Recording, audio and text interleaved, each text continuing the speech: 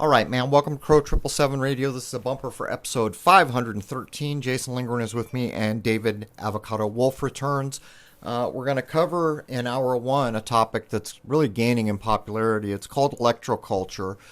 For those that you've seen people putting copper spirals and antennas in their garden, it's really amazing.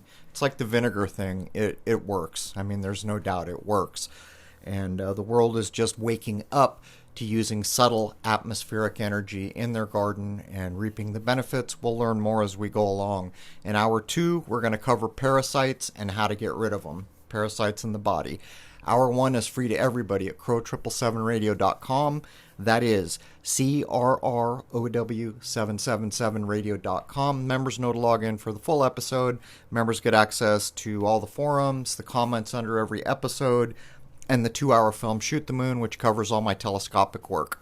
With that, I hope to see you all over at the website, and I'd like to wish each and every one of you a happy, healthy, and higher-minded new era. Cheers.